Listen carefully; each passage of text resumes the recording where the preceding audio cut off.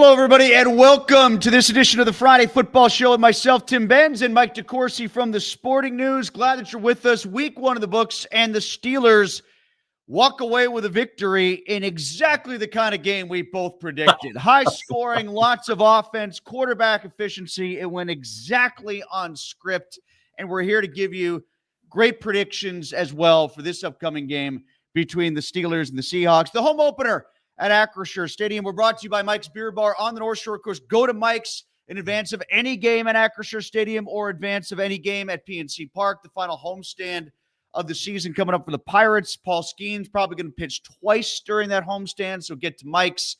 And, of course, when Pitt comes back after the Backyard Brawl this weekend in Morgantown in advance of their games as well. Glad that you're with us. Joking aside, Mike, I did have the point margin for the game last week. 2 points. It was a 2-point differential. I was spot on there, but yes. I didn't see it coming offense the way the offense happened. I'm not stunned the defense is still struggling, but to that degree, when it came to stopping the run, that was problematic, and I'm not convinced it's going to be 100% fixed this week against Seattle. How about you? Well, don't sell yourself short on the predictions. Don't forget, we both had the correct winners, so if you bet the money line, you got that right. Also, you had I had the over on my point total, so I was right on that, and we both hit our props. We did hit our props. I said Jalen Warren over receiving yards, Breece Hall over receiving yards, and those hit.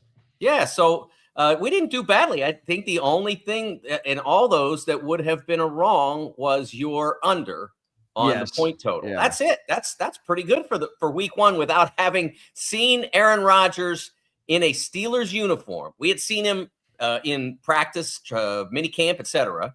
We had not seen him in a Steelers uniform, so we were able to gather that it would work well. I don't think either of us expected it to work that well, but it was a good start to the season. I know there are a ton of things that need to be fixed, but I look around the NFL and I remember when Mike McDaniel was the hottest coach in the NFL, and Detroit was 6 minutes from a Super Bowl.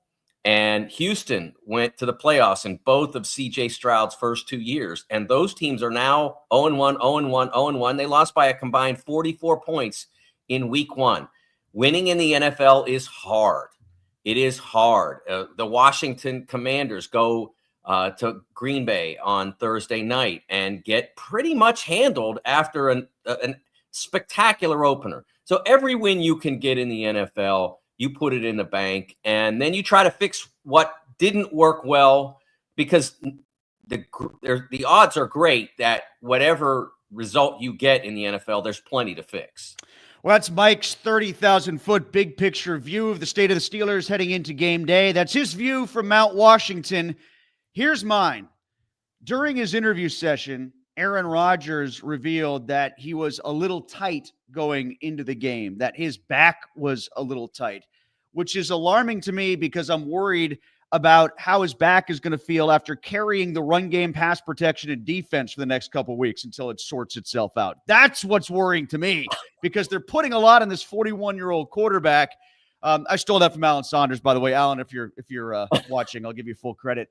But my overall view on this, Mike, really is that it's the same until it isn't, okay? The Steelers won a close game with a lot of flaws on the road to open last season against a non-playoff team, too, in the Atlanta Falcons.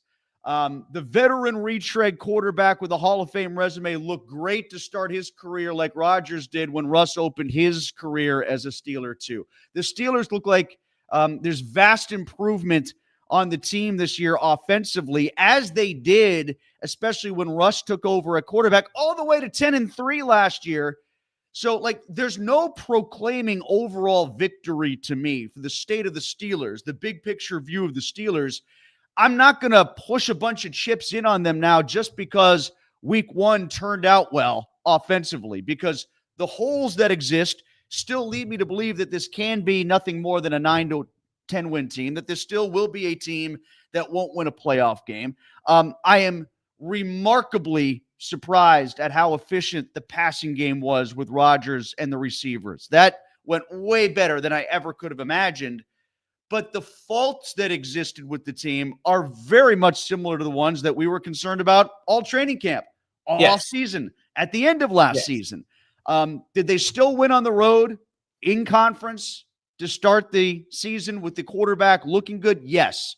So I'll dwell on the positives. Maybe that's not my nature. Maybe that's not my character, but I will dwell on the positives. And I'll say it right now. We'll get more into the predictions later. I think they're going to win this week as well. And if you look at what the Steelers' first 5 opponents did in the course of the first week, Mike, to go back to your previous point, it's not like you're looking at a real world beater between now and when they play, who is it, Baltimore or Cincinnati, even in the first 6 weeks. Like the first 5 weeks, the only team that won was Minnesota, and they looked like garbage for the first 3 quarters. Yeah, so I look at what you're talking about with the problems that the team has, but what I also look at is how they're different from a year ago.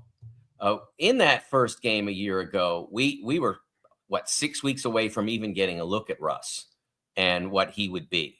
And the offense in this game was much more sophisticated than last year's offense was.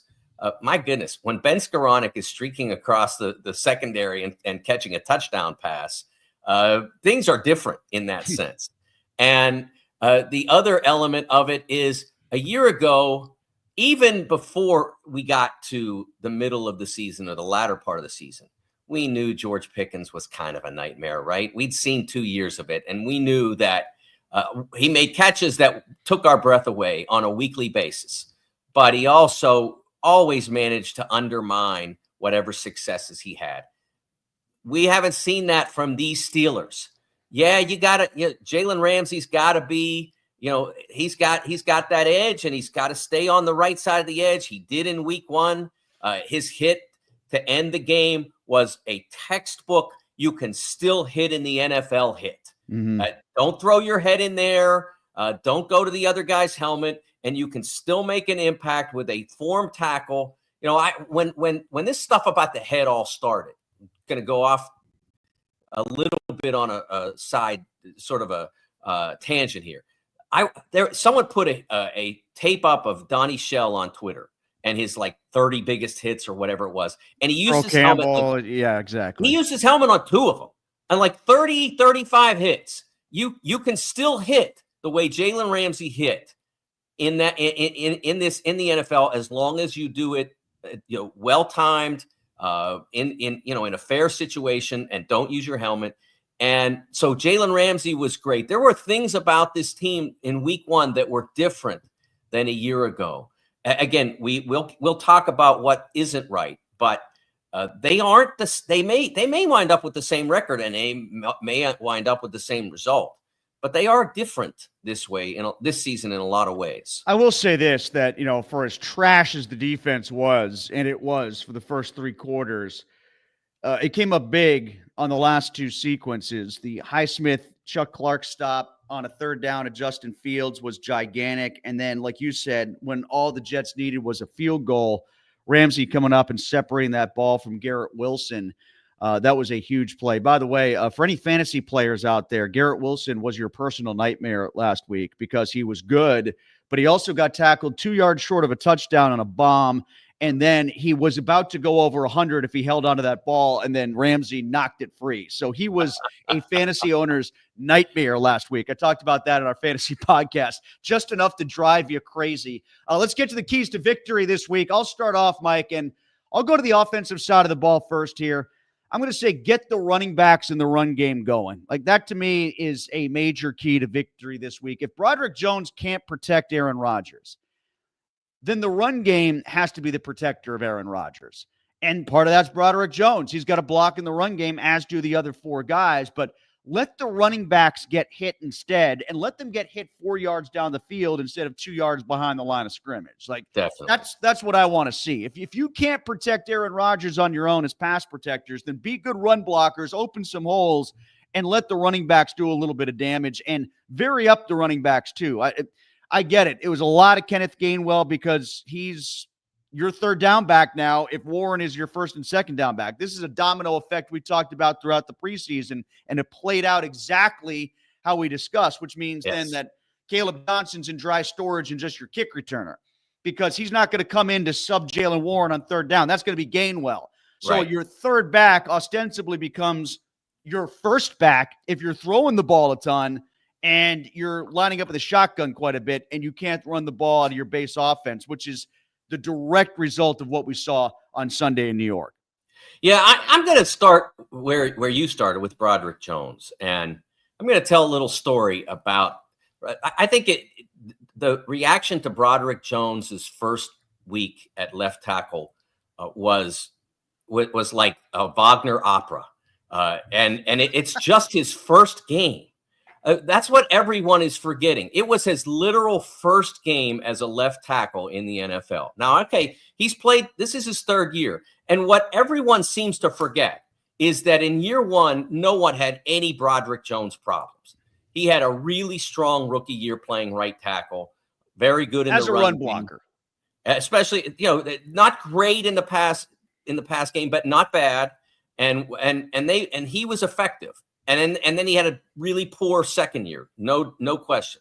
But this is his first game at left tackle. In 1983, I was assigned. I wasn't even working at the Pittsburgh Press then. I was still trying to work my way onto the staff, and I was assigned to go to Baltimore to do an article about Mike Ditka and Jimbo Covert. And when the Colts were in Baltimore, and so I show up and Jimbo, I'm watching Jimbo Covert on pretty much every trip. He got absolute. This is maybe his third or fourth start in the NFL after being an All-American at Pitt, and being a five-star superstar at I always confuse Freedom and Freeport. Whichever one is in Beaver County, he was a superstar there, and he was one of our own. So we want to do an article about him, and he gets absolutely roasted. Like, you thought Broderick Jones was bad? Like, it wasn't even close to how bad Jimbo Covert was in the third start or so of his NFL career. Johnny Cooks went around him like it was like I was trying to block Johnny. And he got beat. He gave up 4 sacks, and he only played 2.5 quarters because they had to get him out of there before the Bears quarterback, I think it was McMahon at the time, got annihilated. So he comes out of that game, and I go into the locker room after and try to talk to him, and he's like, I can't. I mean, he literally couldn't speak. And he was kind enough to give me his phone number. I called him a couple days later. We talked on the phone. He was great. The article turned out really well. And then 30 years later, almost 40 years later, Tim, I wrote about Jim again when he went into the Hall of Fame. So I'm not predicting that for Broderick Jones. I'm just saying everybody needs to relax. I watched every single one of his snaps on the replay, every single snap, and he was passable on more than 3/4 of them. What alarms me, Mike, about it is like people who know offensive line play a lot better than us, like Trey Essex, who was part of 2 Super Bowl teams, like said, his technique is really poor. And the way he described it, it's like it was bad on the right side and it's bad on the left side. So whatever couldn't be fixed on the right side by going to his natural position on the left side still needs to be fixed. And it does need to be in year 3, and he's had enough playing time that it should be further down the pike than it is now. That's alarming. Oh, I don't have any doubt that it needs to be much better. But he wasn't as bad in that game as is being portrayed. And he can improve. And I'm just saying, let's give him a little bit of time and a little bit of grace before we decide that he is hopeless. And let's not forget that 2 of the 3 sacks that he gave up, Rodgers kind of walked into him. Now, he had to let the guy penetrate in order for Rodgers to walk into those sacks. Again, it wasn't. Everybody's talking about the one where Rodgers stepped into space, but the reason there was space there was because Broderick was pushed back by the right hand of Will McDonald, and then he allowed McDonald to disengage and sack Rodgers. So I know it was a covered sack and a faster quarterback gets away, but that's my point. As Jones even said himself, I know he can't run. He's immobile. Like Jones said that, and it's not Justin Fields behind him. It's not even Russ who can still escape a little bit, not run, but escape. So they've got to anchor down and make sure the quarterback doesn't get hit because he's not going to last. I understand that, but this is the NFL, and the other guy's good too. And you said a week ago you thought McDonald was going to be great, and that was another thing you got right. These guys, if you watch the other teams, I watched the Monday night game, and like the tackles sometimes get pushed back. It's going to happen, and the Steelers have to have not just Broderick Jones play better. I get it, but they have to have answers for that as a team, and Aaron has to have an answer for that as a quarterback. And Broderick has to play better, but there has to be better all around. And I don't think that the team facilitates Broderick getting better by continuing to have his confidence chipped out. That's why I was really pleased to see Rodgers step forward in his defense earlier in the week, because Jones needs a little time to get this right. And if he doesn't get it right in 6 weeks or whatever, then you start saying, okay, what else can we do? But this was his literal first start. That's the other thing that Jones has going for him is who are you going to go to? You know, like I was doing a podcast with a couple guys last night, and they're, one of the topics was, can they go out and get somebody? And then another topic was, can they go out and get somebody who's better than Benton? And then another topic was, can they go out and get somebody who's a better number 2 wide receiver? And I'm like, at some point we have to stop playing general manager for these guys. Yes. At some point, the team that they assembled has to be good enough to win, because you're not going to be able to swing 3 big trades between now and the trade deadline in November to fix these problems. Either your depth has to be better, or the starters who are struggling need to be better. Now, let's get to the defensive side, Mike, before we get too far down the road here ourselves. Defensively, I think they got to load up against the backs of the Seahawks, because you don't have the mobile quarterback. You don't have the threat of Fields complicating the run game. I'm going to say this in the wrong way and make it my comment too basic, but they're a basic run game. Like, they're going to hand the ball to the running backs and they're going to run the ball or they're not. Right. Now, the big thing with Seattle that seems to be, again, to use a fantasy portion of the conversation, a big portion of the conversation in the fantasy world this week was, what are the Seahawks doing at running back? Because Charbonnet seemed to be counted upon even more than Walker was last week, which was a surprise. Just load up against the backs. Do better against the run. I'm tired of talking about the hows and the whys, because they're so simple. You know, I wrote about that this week in the Trib, is that in the simple explanation of why the Steelers are struggling against the run, that should be where the biggest alarm bells are. Because if everybody we talk to, and they're right, says that the problem with the run game is they're not getting off blocks and they're not getting to tackles, then that's something that maybe just can't be coached into existence. Like, if that fundamental core problem is the issue, I don't know that you fix that in season. I don't know if you fix that with the personnel. If the coaching can't make that better, then the coaching isn't going to make it better now that the regular season has started. So, everybody says, well, it's just you got to whip blocks and make tackles. Okay. And I got to grow 7 inches before I'm an NFL wide receiver. That's not going to happen either. That's not going to happen for Calvin Austin either. Here's the thing, though, Tim. What we are forgetting, and it's easily forgotten, when you get rolled for 300 yards in the playoff game, 299 to be precise, in the playoff game against Baltimore, and then so that's the talking point all offseason, and then you get rolled again, maybe not for 299, but way too many in the Jets game.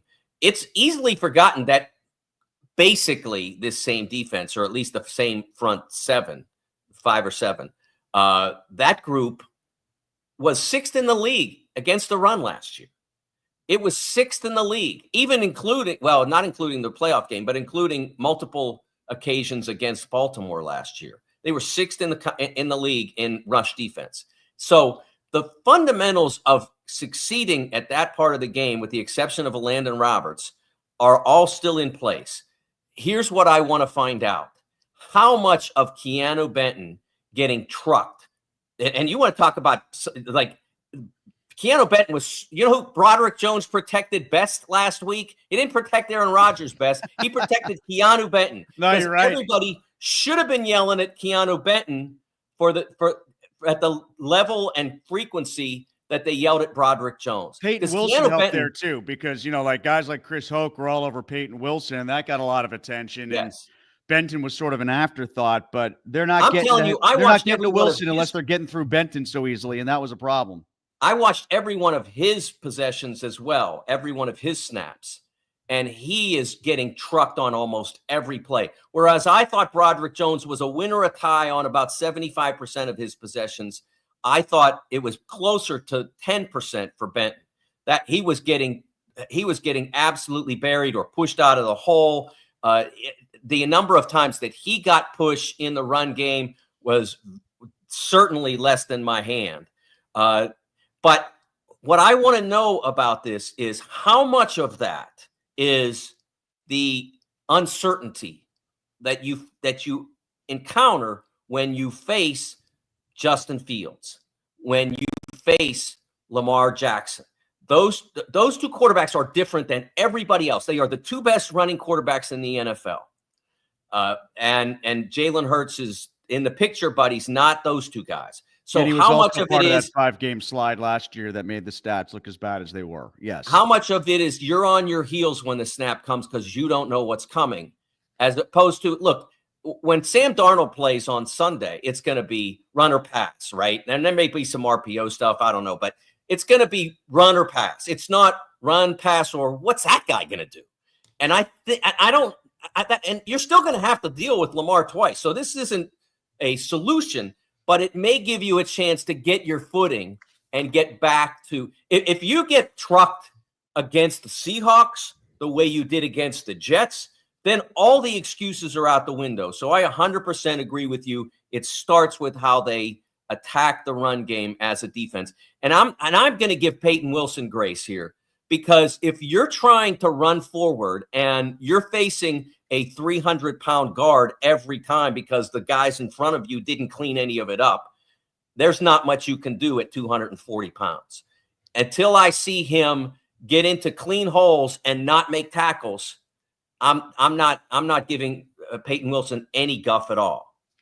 All right, so that's your defensive key. I gave you mine. My bonus key is the special teams. Okay, they made 3 huge plays. There's Kenneth Gainwell's strip, Ben Skoronek's recovery. That changed the whole game. That's one. The other 2 were the 2 long field goals from Boswell. Those are special teams plays too. It's the kicker, so give them credit. So they made 3 big special teams plays. They had 4 before that almost helped cost them the game. Caleb Johnson fumbled on a kick return. Luckily, it didn't go over to the Jets. Connor Hayward had that dumb penalty on the punt return. That cost him 15 yards.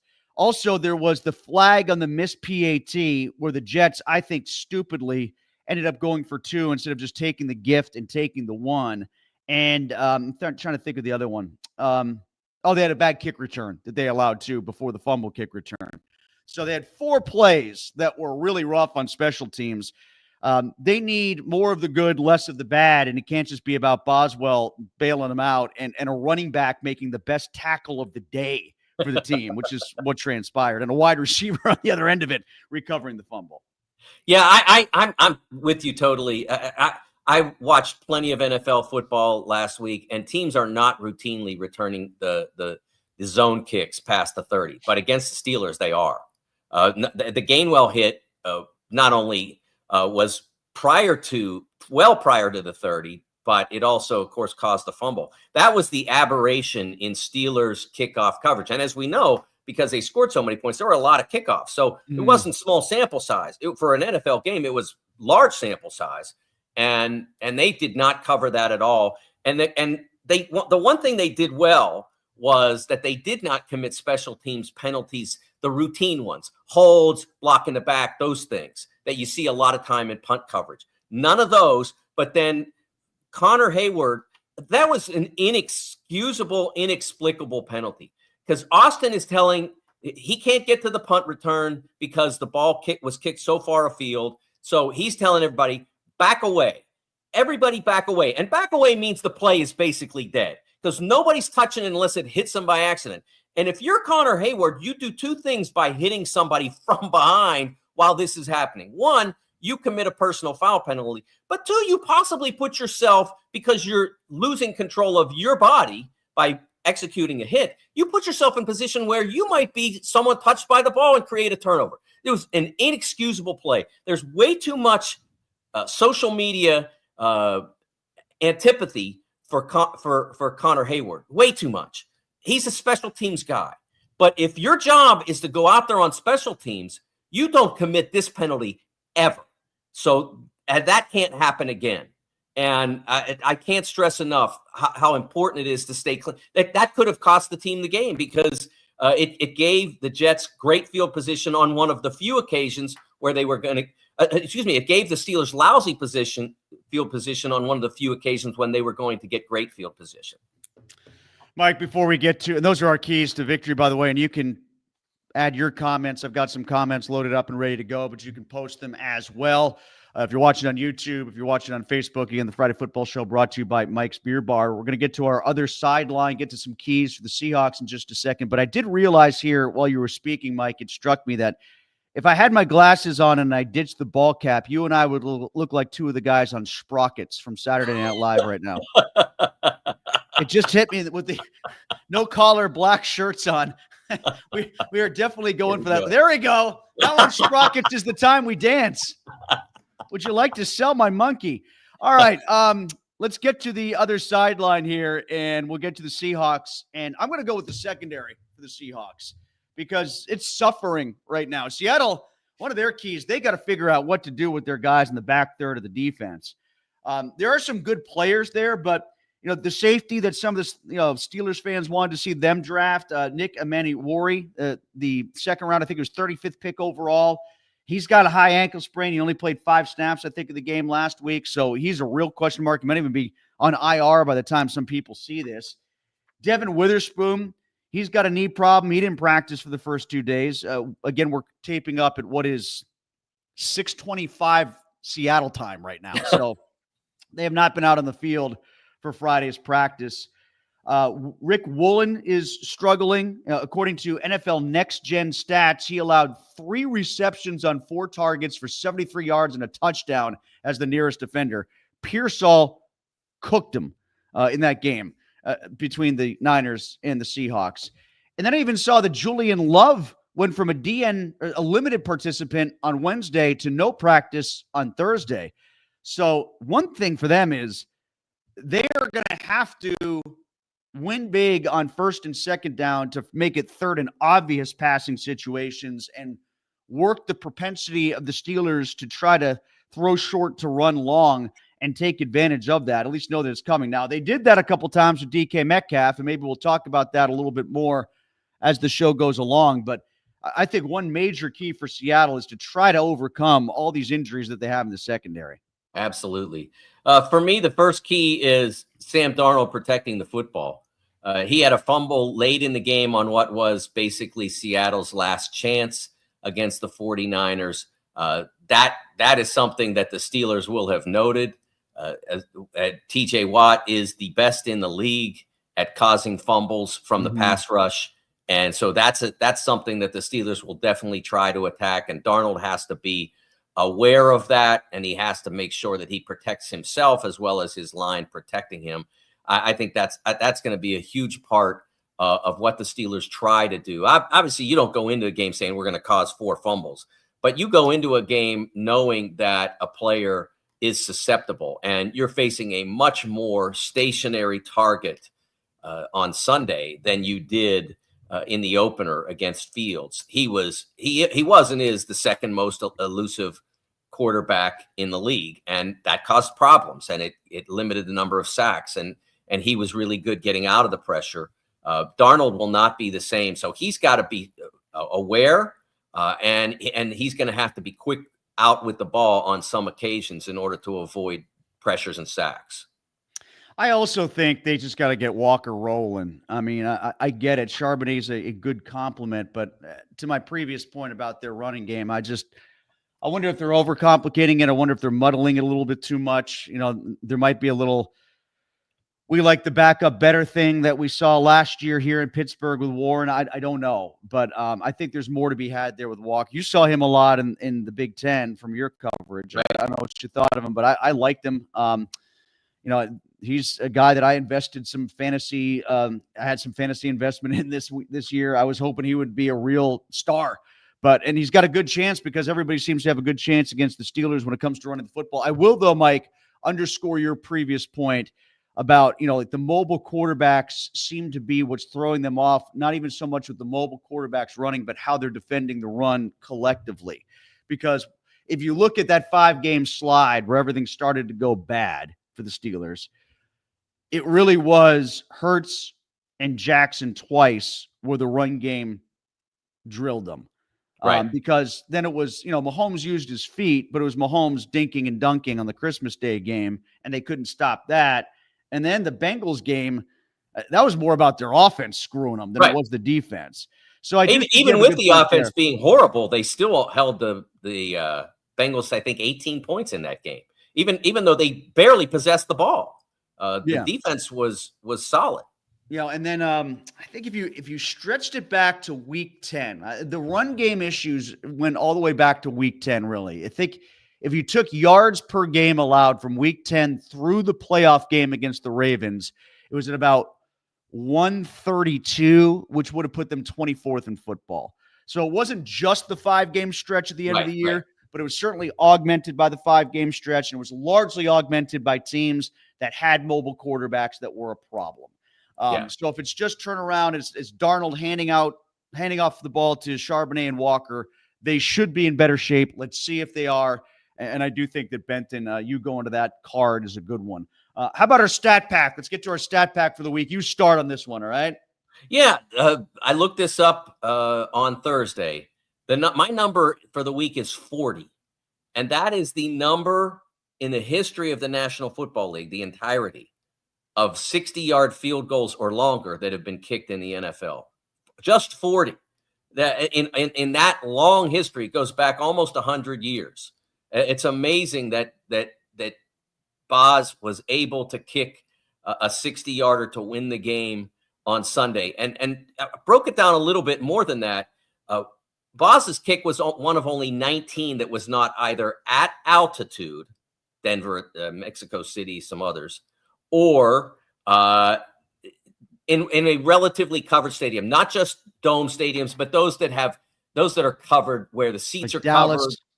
Dallas, Indy on some occasions, SoFi, and Tottenham Hotspur Stadium in London. They're all covered, so they protect the win. So the majority, I should say, of 60-plus yard kicks were in those circumstances. So Boz's kick, in that sense, one of the most remarkable in the history of the league. I think that was not just to do it as a game winner when he knew that if he didn't make it, their chances of winning were down to about 1%. To kick with that pressure on the line and to kick it from that distance, he just continues to amaze. I know we go back to 2018 and wonder, how did he ever have that year, given what he's done since? Just a phenomenal special teams player, and covers up for a lot of things the Steelers do not do well in that third of the game. Oh, he's the best deodorant this team's ever had, honestly. Or maybe since Roethlisberger in 2014, making up for the defense that they had back then by, throwing 12 touchdown passes in 2 weeks against the Colts and Ravens. That's a possibility too. Again, you can comment, send your comments in. We'll get to them before the end of the show here on the Friday Football Show, brought to you by Mike's Beer Bar. Interestingly enough, Mike, I'm also going with the number 40 as part of my stat pack. I'm going to go with 40 and 41. 40 and 41 are the numbers of false starts and holdings called by Scott Novak's crew, who will be officiating the game on Sunday between the Seahawks and Steelers. Offensive linemen, be aware, hair trigger with Scott Novak's crew. Don't start early. Don't hold, because they're going to catch you. Perhaps here's why. I have a working theory on this. The umpire, who is in the back of the offensive backfield, that's part of his duties, is to watch for holds and false starts and things like that. It's a former NFL player, Mike Morton. He's the umpire.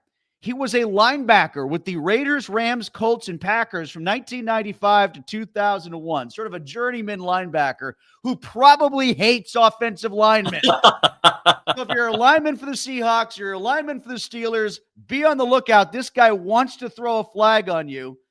This flag happy crew also had that game between the Cardinals and the Saints, which had 22 accepted penalties in that game. So you might see the flags fly. It's not going to be just terrible towels that you see yellow all over the place. You might see a lot of flags in this game. Two things on that. One is, given that he played for 4 teams in 6 years, I'm going to guess he didn't get held a lot, at least not as a linebacker. He maybe may have gotten held some on special teams. Well, maybe his theory is I would have started if I wasn't held so much. Yeah.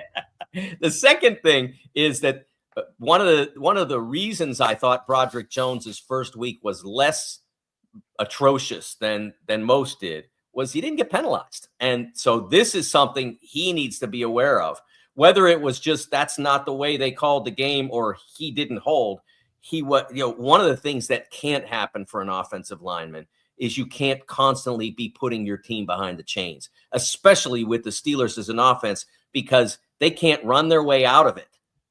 They can't have their QB scramble and get some yards. It's got to happen either with a conventional run game or the quarterback completing passes. So if they get behind the chains, they're going to have more trouble than the average NFL team does. So that's something for Brod and all the players across the front line to be aware of. I'll give you another stat, Mike, and that number is 3. Wait, do I have to do that? What's the Inglorious Bastards? The German 3 or the regular 3? 3, all right? 3. The number of players in the NFL that had more yards after the catch than DK Metcalf last week. Just 3 players.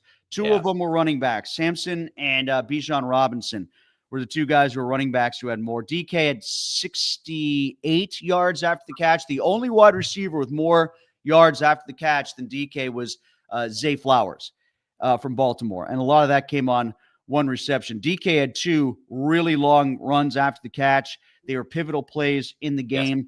And credit Aaron Rodgers for identifying. Credit Arthur Smith for game planning and sort of planting the seed in Rodgers' head and DK's head what to do when they didn't see Sauce Gardner on him.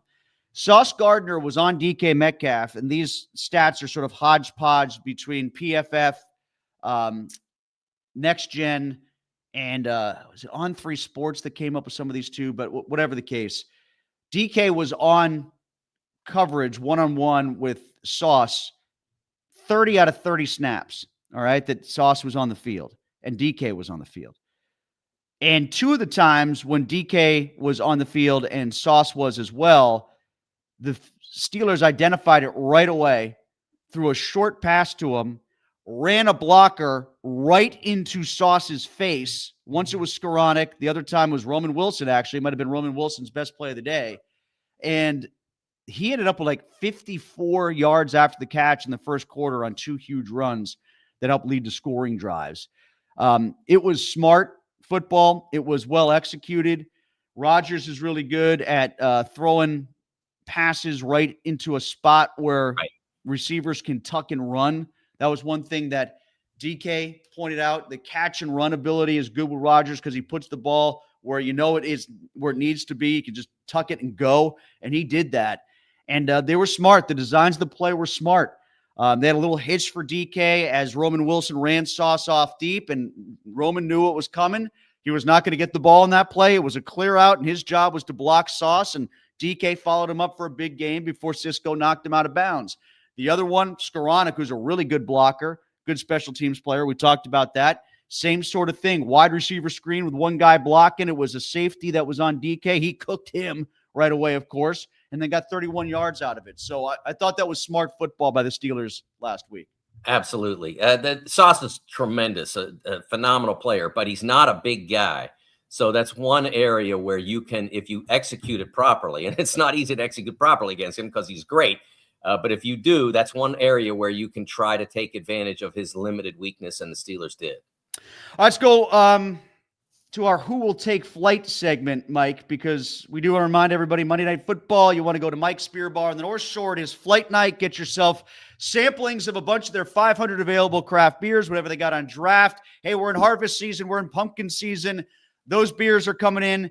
Get yourself some of those as you sit down and watch Monday Night Football at Mike's Beer Bar on the North Shore. Who will take flight this week? I'm going to go with Calvin Austin. I think the Seahawks are going to throw tons of schematics at DK Metcalf. I think that they are going to avoid trying to look bad with DK coming and playing them in week 2 and burning them. I thought Austin had a nice game last week.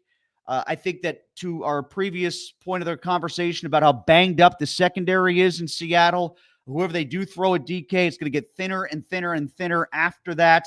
I don't know if they've got the size besides Woolen to throw people who are healthy for bodies at DK. So I think the size mismatch that Calvin Austin always has to be worried about might be minimized. So I'm going to go with Austin for my who will take flight nominee for the Steelers. And I'll say Walker for the Seahawks because it's got to get better than what it was last week. And he's going up against the Steelers' run defense. Well, I'm going to go with Jaylen Warren because anything beyond 37 yards means he's cleared the bar he's set for himself in week one. It's got to be better than that. I still have my questions about his value as your every down running back. And by every down, I don't mean like he can't play all 3 downs. I mean, he's your guy. He's your focal point. I just don't know that he's powerful enough physically to be that player. And that was my doubt all the way through the multiple years of Jaylen is better than Najee. And that was my doubt when they didn't re-sign Najee. And that was my doubt as week one approached. And we've talked about this on multiple occasions. And I still have those doubts. But as I said, I think the bar he set in week one was so low that I think he'll pass that. And I'll be very curious to see how this one works out because there was a lot of discussion subsequent to the game about the number of snaps he got versus Gainwell.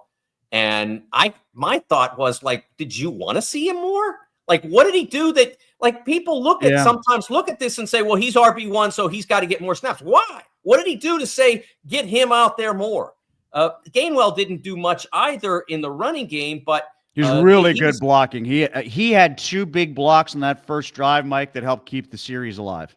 Exactly. So there were schematic things that they liked Gainwell out there. And if Jaylen Warren wants more snaps, earn more snaps. And I think he'll do better this week, but I still have my questions.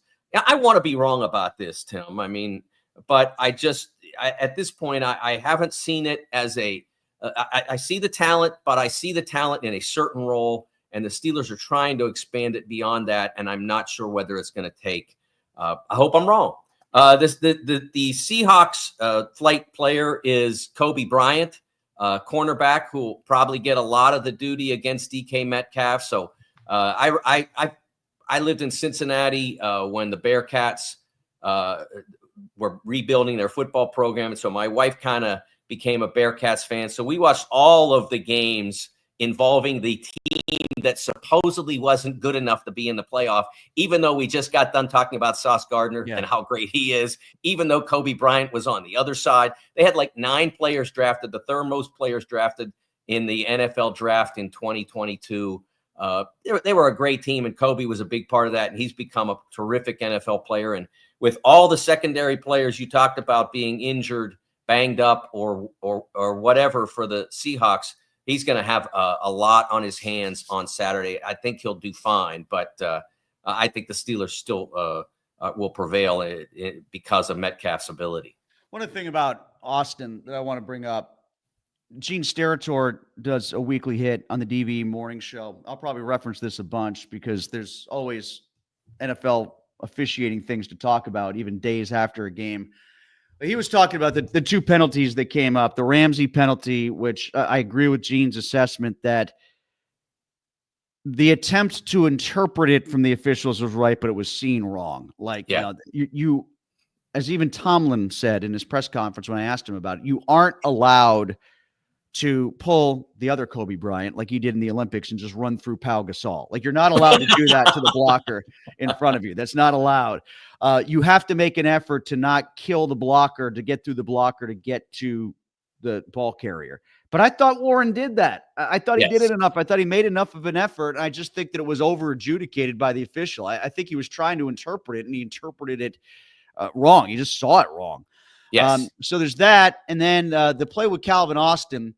Again, I want Calvin Austin to be my favorite player because it's fun for me to interview a guy who I can actually look eye to eye in an NFL locker room. I know he says he's 5'9". I think he's cheating. I do resent that a little bit. But I think if he's a taller wide receiver, he gets that call down the field. I think the officials looked at that and saw a little guy who looked like he was swallowed up when really he was interfered with.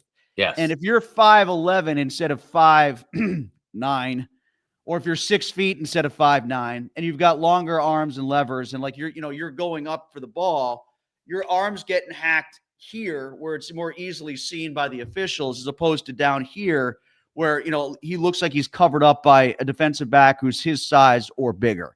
And that's tough because you and I both agree on this. I think we've talked about it on a few occasions. Austin is often misidentified as, well, he's a little shifty slot guy because, he's, Wes Welker size, but he's not Wes Welker. He's a down the field guy. Most of his plays that where he's hurt opposing teams are down the field where he runs to separation. He runs to space because he's got flat out foot speed. He's not as shifty as like a little slot guy. Some of the guys that you're used to seeing, like the Patriots offense or something like that. He's a down the field player. And part of the reason I think it's been a slower adjustment for him in the NFL is all the defensive backs are bigger. Maybe back at Memphis, he was seeing 5'9" defensive backs a ton. Now, you just went through like all these guys that we're talking about Seattle, they're 6'1" to 6'4". Right. So like they look like they're swallowing Austin up. So he looks more covered than he is a lot of times. It's easier to get back in coverage and make up ground on him because he doesn't have a big catch radius to get to the ball. And I also think that plays into the refs not giving him the benefit of the doubt on some 50-50 calls down the field. Yeah, and I think it's also fair to note, at least I think it's, I don't know about fair, accurate to note that those two plays, the PI, the first PI and the second PI were, or potential PI, were relatively close to one another. And I agree with those who have suggested that if the first one doesn't happen, the second one does. And if the first one was if that play they'd thrown it to DK and he caught it or whatever, let's just use that as an example, then the second PI might have been called. That they weren't going to get two PIs, decisive PIs, in the same circumstance that close together. Yeah, it's hockey officiating. I'm not giving you another power play. Yeah, and I don't like that. I call the game the way the rules say.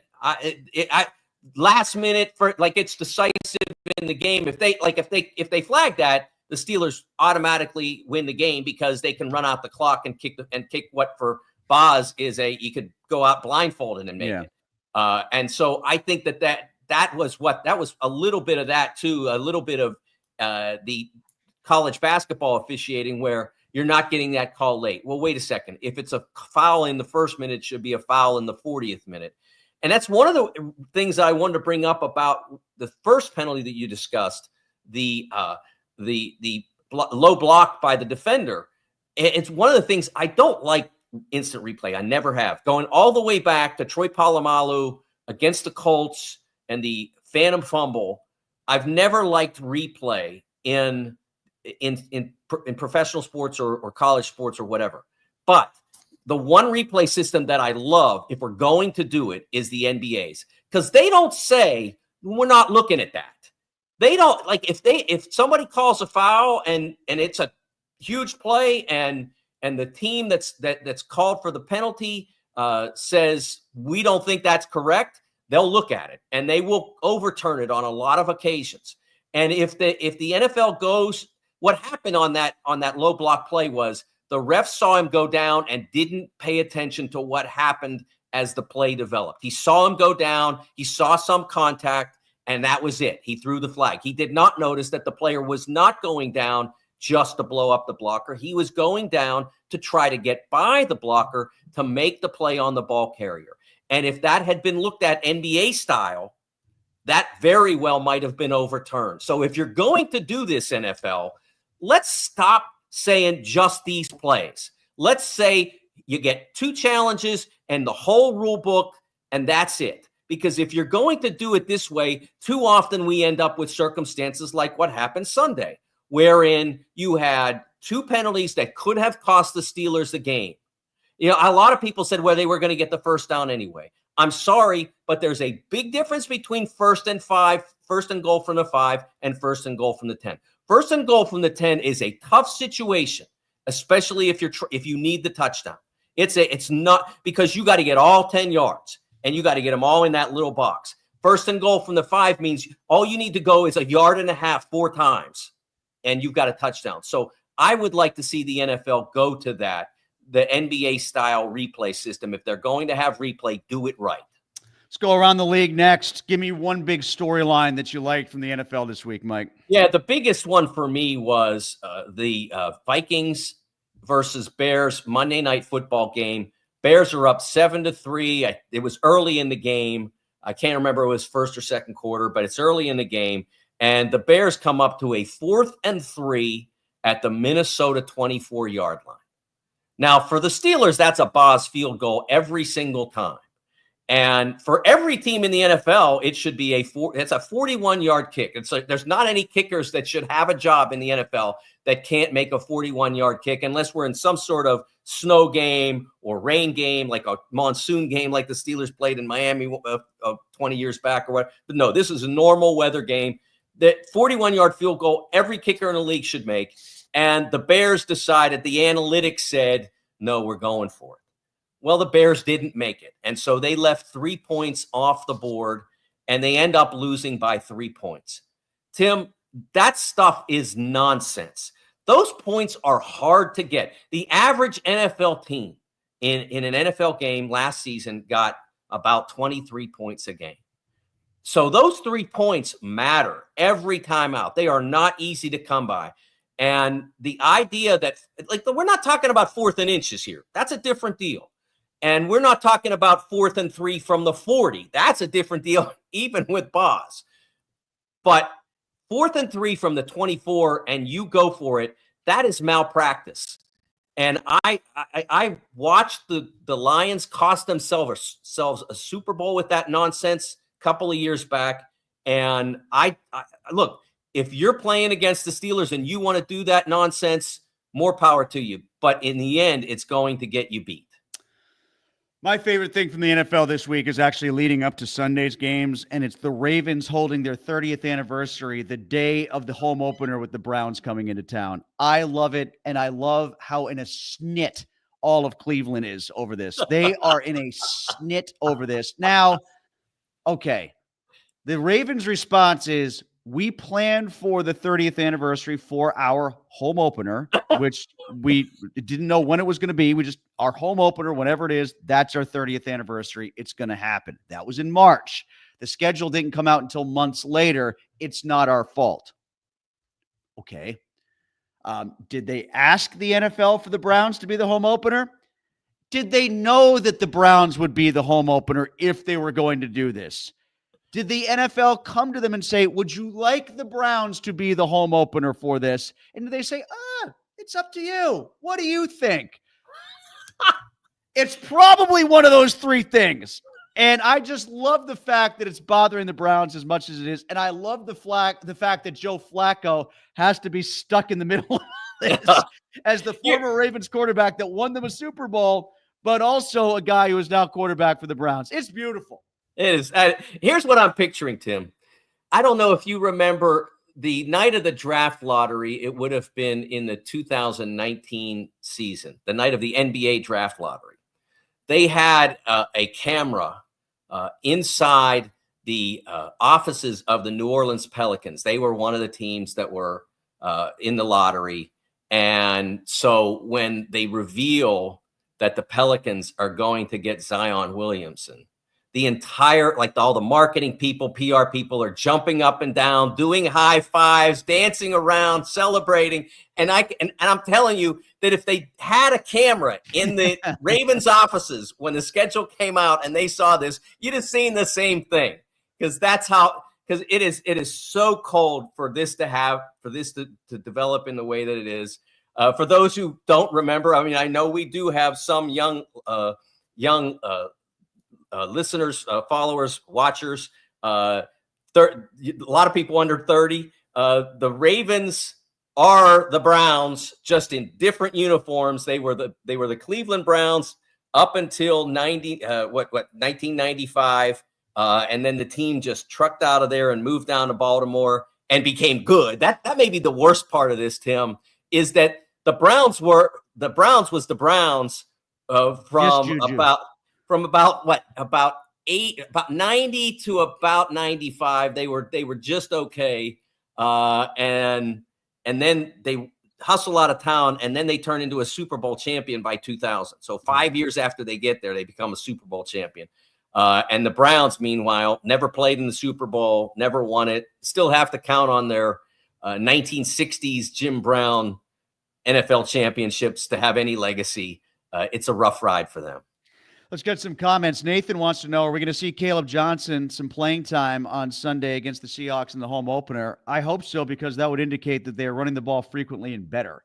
I think it'll be a steady diet of Warren, and then if he wears them down and if he needs a break, which would be a great sign, you're going to see Johnson. But I don't think you're going to see it by plan or agenda. Let me put it to you that way, especially based on the limited snap count that he had last week. Now, this goes to your other point, though, Mike, about like, what did Warren do to deserve more snaps? Well, I don't think they're going to turn around and hand the ball to Gainwell a ton.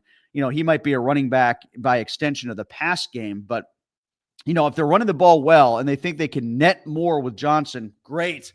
But I think Warren's going to have to prove that and soften him up first. Yeah, there are two other scenarios where Caleb Johnson plays a lot, and that is Warren fails, which would probably not lead to Caleb getting a lot of time early, but eventually he might be a solution that they turn to, and then if it works, continue to turn to, or an injury. So I'm not sure that like two of the three that we talked about are bad case scenarios. So I'm not sure whether Caleb Johnson playing more is the answer, but I do think Caleb Johnson's first priority on Sunday is hold on to those kickoff returns, man, because you can't have turnovers in those situations. This is Michael on Cam Hayward. He says, tired and rusty, maybe not the right words, maybe heavy and not in fighting shape. Rocky Balboa, he just needs to run around and start chasing chickens around the yard. Well, those chickens are going to be in pretty good shape, I think. This might be like the chicken and the Family Guy in the fight scene. I think he's going to last for a while based on what I saw from Cam last week. But, and he barely practiced this week. Again, we don't know who practiced and who didn't on the Steelers end of things either. It's only 10 o'clock, but he was limited in the first day of practice on Wednesday. He doesn't practice normally on Thursdays, but we're getting to Larry Ogunjobi territory here with him and how little he practices. If he's got to get into fighting shape, then he's got to figure out how to do it fast, because that wasn't good enough from him either last week. He was not great, but let's not forget that because the Jets knew that they could block Keanu Benton with like one junior high lineman, they were throwing two blockers at Cam on almost every trip.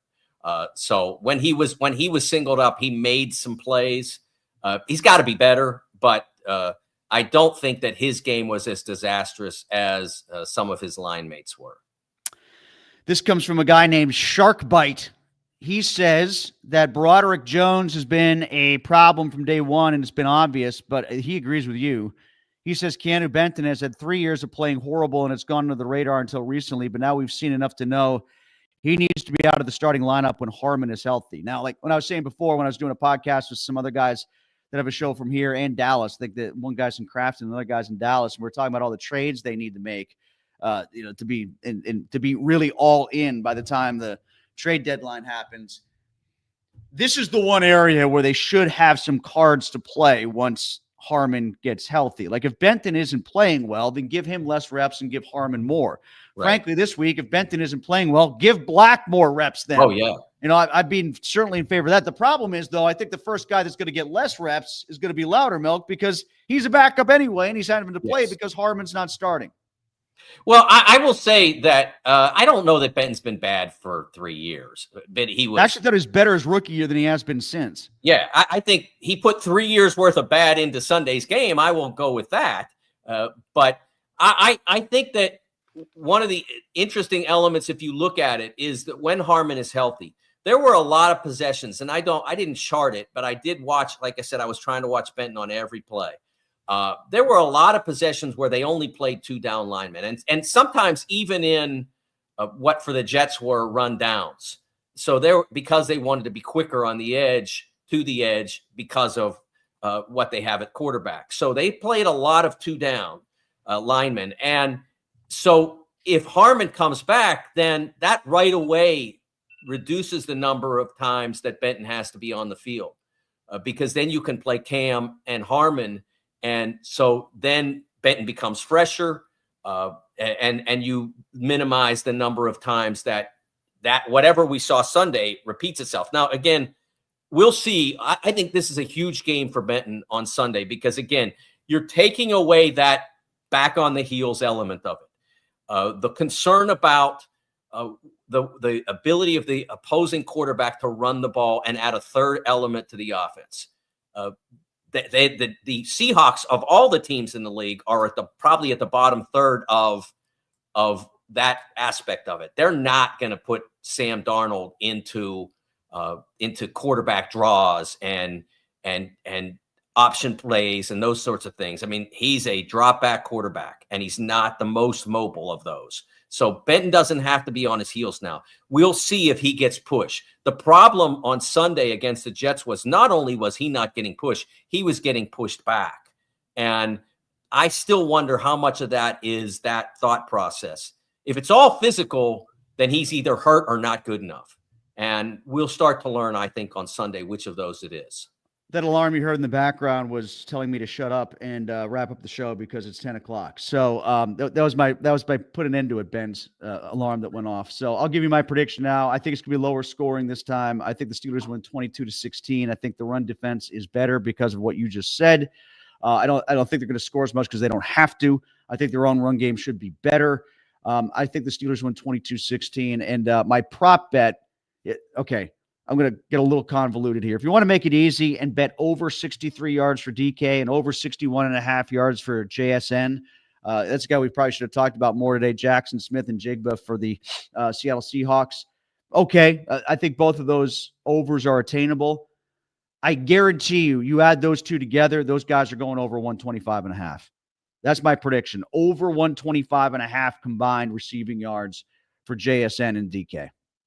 Yeah, for me, I agree with my score is almost the same as yours, 21-17. I think we both have the Steelers clearing the spread by the narrowest of margins. I don't see it as being a high-scoring game, again, for the same reasons that you did. I don't think that they're going to be able to be quite as successful offensively against a much better defense in the Seahawks. The player prop for me, Aaron Rodgers on TD passes is only 1.5. And we talked a lot about the Steelers running game. What we didn't really talk much about is the Steelers running game as it approaches the goal line. Nas was never as good at converting those short yardage touchdowns as he should have been. If he were, maybe he would have been valued more. But that for a guy as big as he was, he should have been better at it. Now they don't have that guy. None of their three. I guess Caleb Johnson theoretically is, but they're not turning the ball over to Caleb Johnson saying, go get us the touchdown. Not at this stage. Not at the start anyway. So I think that in order for the Steelers to get to that 21 points, I think Aaron Rodgers is going to throw more than 1.5 touchdown passes. So yeah, they look more than willing to throw the ball into the red zone. Yeah, for sure. All right, Mike, great job again. We'll do this next week before the Patriots game. Sounds great. The Friday Football Show brought to you by Mike's Beer Bar on the North Shore. Meet me at Mike's. We will see you next week before the Patriots game. We'll wrap up this game. I will be fresh out of knee surgery, by the way. So I will be high as a kite on whatever they dope me up with. So it could be a very interesting show. It could start off talking about how the Steelers are going to handle Drake May and how Aaron Rodgers is going to do in Foxborough against Mike Vrabel's defense. And it'll probably end up with me talking about Steve Grogan and Stanley Morgan before things are over. And I might have a Moise Tutupu jersey on between now and then. I don't know. We'll see. We'll see how it goes. This has been the Sprockets Football Show on the Trib Live Facebook stream and on YouTube.